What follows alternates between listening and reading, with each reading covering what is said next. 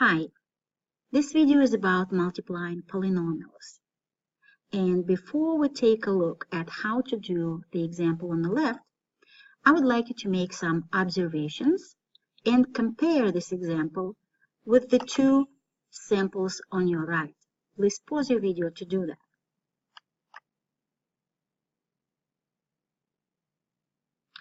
What I was hoping you would notice is the fact that these three expressions definitely have things in common.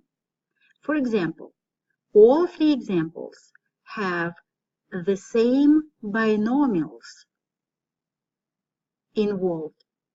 At the same time, all three examples have two pairs of parentheses. What these three examples have different are the very important facts that will somehow determine what we do next. The examples on the right, if you look right immediately in front of the last pair of parentheses, would have either a plus sign or a minus sign, which will mean that to remove these parentheses, you will have to multiply by minus or plus 1. And how to do that, we already discussed in the previous videos.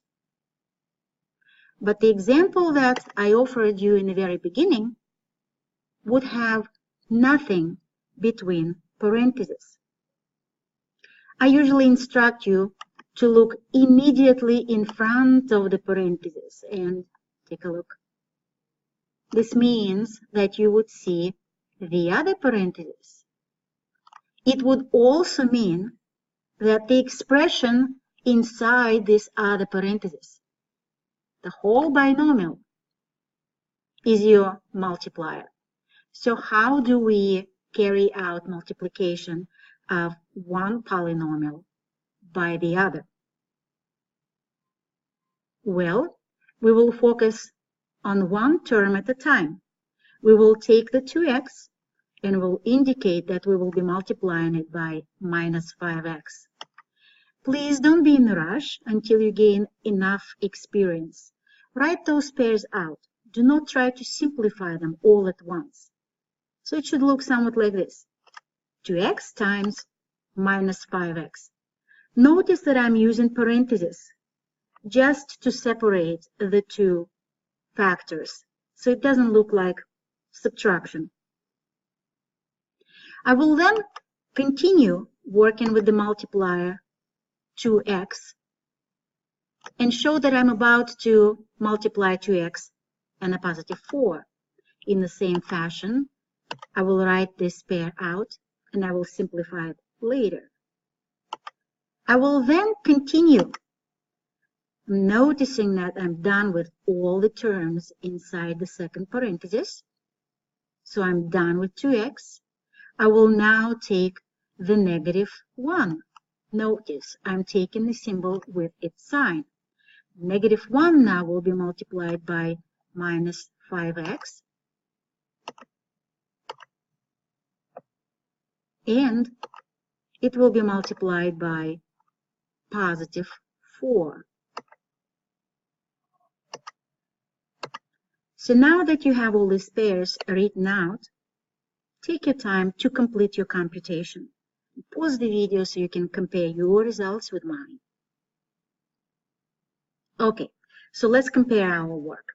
What you should have in the first example is certainly minus 10x squared.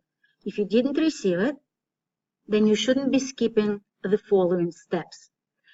I'm going to notice that multiplication is the only operation that is done with these elements. And so I can use commutative property of multiplication and write numbers together and then variables together.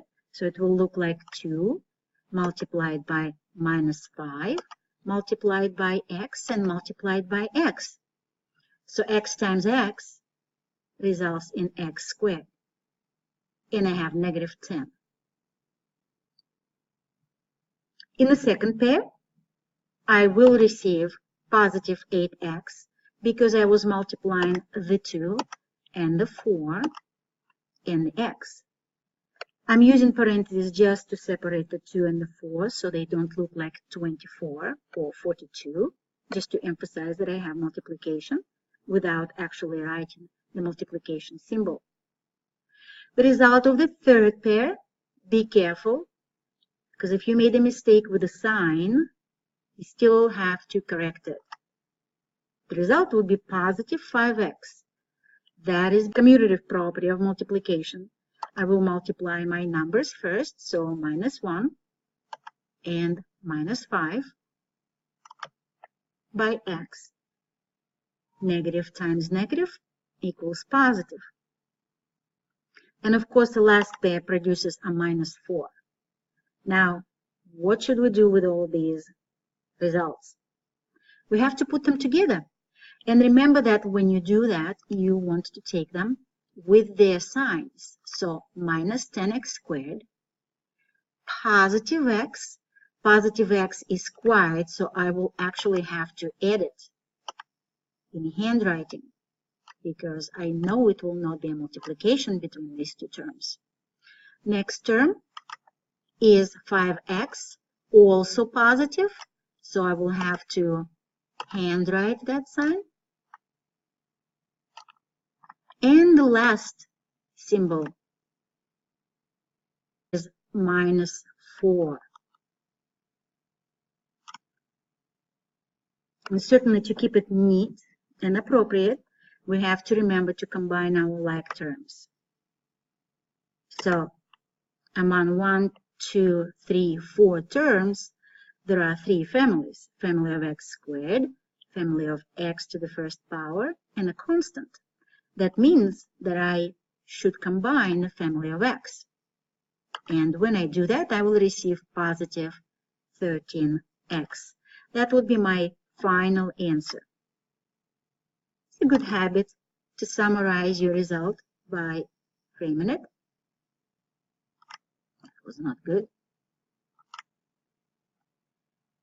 It's a good idea about this example. Not always they will ask us to multiply these two polynomials directly. Sometimes they give us sort of a riddle that we need to solve before we realize that it is multiplication. Here is an example. This is a verbal riddle.